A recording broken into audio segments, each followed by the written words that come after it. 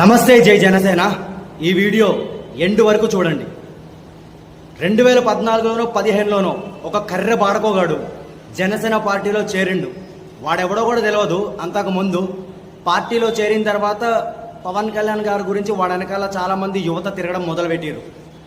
ఈ కర్రె బాడకోగాడు 2019లో ఎమ్మెల్యే కింద కూడా పోటీ చేసిండు. జనసేన పార్టీ తరపు నుంచి ఓడిపోయింది అవలాగాడు. ఈ 2024లో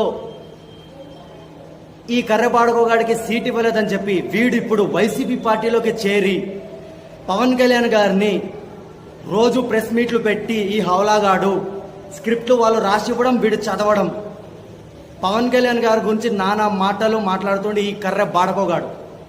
అరే నీ గుద్ద పగిలిపోతుందిరా ఖచ్చితంగా. ఈ కర్రె బాడకోగాడు ఎవడో మీకు తెలిస్తే ఒక కామెంట్ చేయండి. ఈ వీడియో ఆ కర్రె బాడకోగాడికి షేర్ చేయండి.